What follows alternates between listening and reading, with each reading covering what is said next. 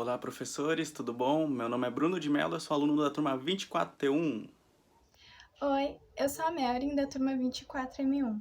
E eu me chamo Gabriela Silva Correia e sou da turma 24M1 e nós vamos apresentar o nosso TCC Recuperador de Energia Térmica Residual. Aqui estão nossos dados caso vocês necessitem para registro. Temos como orientador o professor Astor e como co-orientadora a professora Natane Rigol. Como estrutura da apresentação, nós temos a introdução, com seus elementos, o referencial teórico, a metodologia de pesquisa, cronograma, resultados, considerações finais e as referências logo após. O problema inicial que destacamos em nosso trabalho é a existência de uma energia térmica residual liberada de equipamentos eletrodomésticos como um refrigerador comum.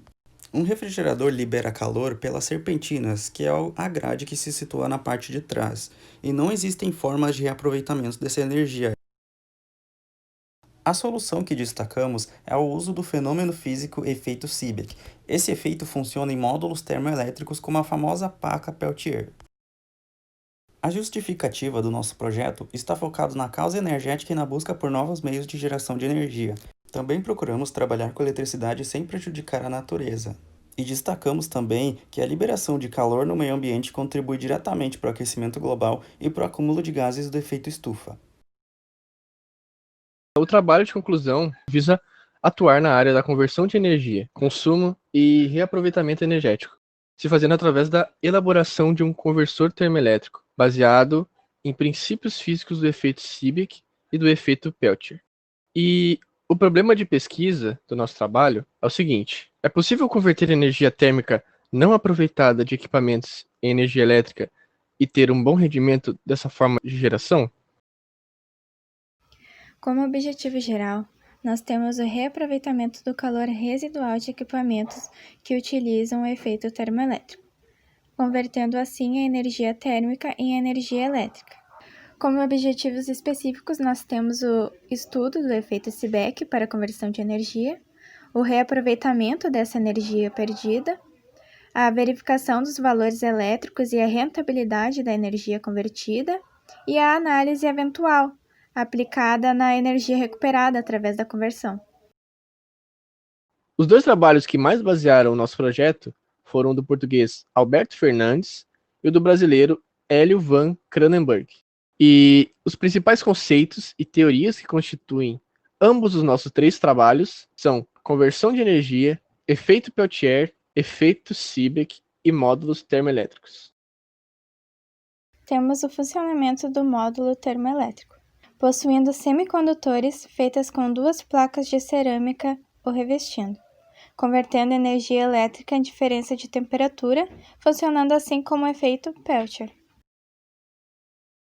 A nossa metodologia de pesquisa é constituída por 4 tipos de pesquisa.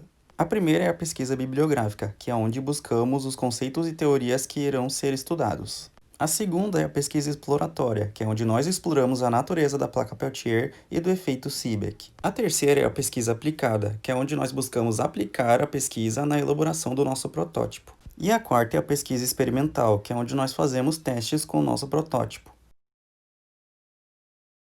Os materiais utilizados no nosso projeto foram placas Peltier, dissipador de calor e a pasta térmica. Os métodos utilizados foram conversão de energia através de diferença de temperatura no módulo, associação de módulos Peltier para ter a maior conversão, maior liberação do calor para o ambiente através de um dissipador de calor e melhor condução de calor utilizando pasta térmica de computadores. Bom, e nesse slide aqui temos a montagem dos três materiais, onde basicamente os métodos irão se interligar. A pastilha Peltier irá receber em um lado calor e dissipar do outro lado. A pasta térmica irá conduzir melhor o calor para o dissipador de calor, fazendo assim a condução ser mais eficiente. Para a organização de todo o material, será utilizado um suporte que sirva de perfeito isolante térmico. Ele será constituído de poliestireno expandido, também conhecido como isopor. Ele deverá ter orifícios para a inserção dos encaixes e alças para melhor manuseio. Também será projetada uma câmara para não deixar os condutores expostos. Instalados junto ao suporte, temos o mini voltímetro para leitura de tensão e as baterias convencionais para o armazenamento. Este é o cronograma de atividades do nosso projeto neste ano de 2020.